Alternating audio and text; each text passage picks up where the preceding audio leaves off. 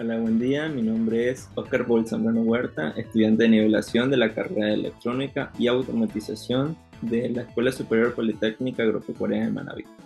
El tema a tratar es estructura de control selectivas y repetitivas. Dentro de la programación, las estructuras de control permiten realizar acciones ordenadas en el algoritmo por bloques o secciones de instrucciones, facilitando su escritura y su lectura. Las estructuras de control se pueden dividir en tres: estructuras de control secuenciales, selectivas y repetitivas, o también conocidas como iterativas. Secuencial. La estructura secuencial es aquella en la que una acción sigue a otra de forma secuencial. Las tareas se suceden de tal modo que la salida de una es la entrada de la siguiente, y así sucesivamente hasta el fin del proceso. Aquí podemos observar su diagrama de flujo y su pseudocódigo. Aquí un pseudocódigo con una acción definida.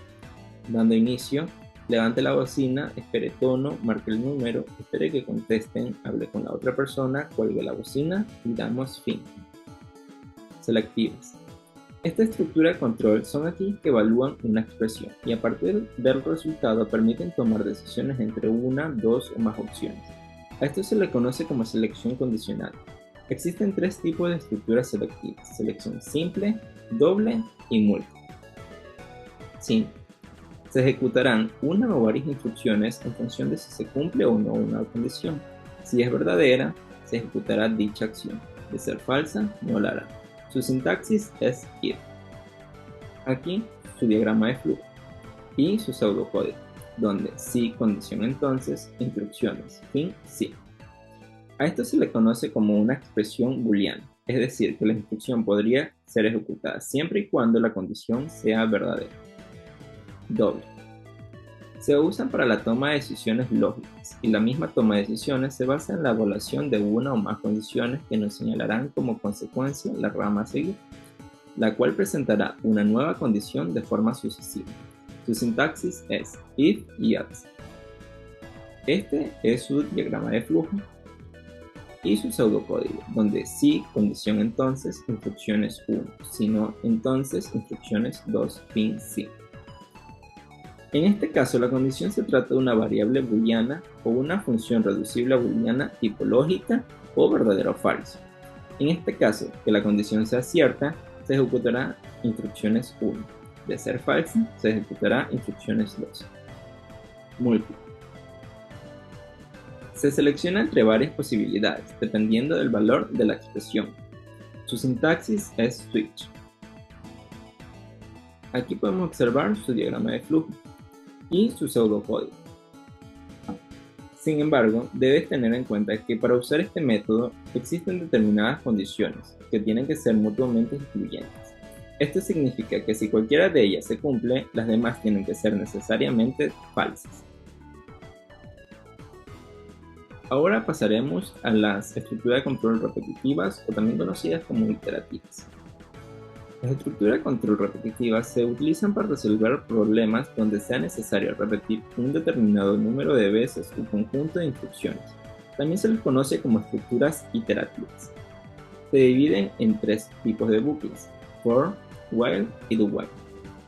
La estructura repetitiva for es aquella en la que el número de iteraciones se conoce por anticipado, y por ello no se precisa poner ninguna condición de salida para detener el bucle.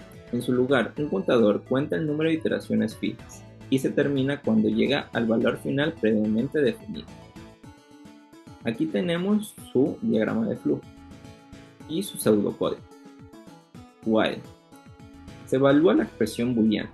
Si es cierta, se ejecuta la instrucción especificada, llamada el cuerpo del bucle. Entonces se vuelve a evaluar la expresión booleana, y si todavía es cierta, se ejecuta de nuevo el cuerpo. Este proceso de evaluación de la expresión booleana y ejecución del cuerpo se repite mientras la expresión sea cierta. Cuando se hace falsa, finaliza la repetición. Aquí podemos observar su diagrama de flujo. Se puede dar la circunstancia que las instrucciones del bucle no se ejecutan nunca, si al evaluar por primera vez la condición resulta ser falsa. Si la condición siempre es verdadera, al ejecutar esta instrucción se produce un ciclo infinito. A fin de evitarlo, las instrucciones del cuerpo del ciclo deben contener alguna instrucción que modifique la o las variables involucradas. en la condición, de modo que ésta sea falsificada en algún momento y así finalice la ejecución del ciclo. Aquí tenemos su pseudocódigo. Do while. Al ejecutar esta instrucción, la secuencia de instrucciones que forman el cuerpo del ciclo se ejecuta una vez y luego se evalúa la condición. Si la condición es verdadera, el cuerpo del ciclo se ejecuta nuevamente y se vuelve a evaluar la condición. Esto se repite hasta que la condición sea falsa. Aquí tenemos su diagrama de flujo. Note que dado que la condición se evalúa al final, las instrucciones del cuerpo del ciclo serán ejecutadas al menos una vez. Aquí su pseudocódigo. Aquí podemos observar un ejemplo más gráfico de lo que es una estructura de control. Imaginemos que estamos sobre un tramo de tréboles.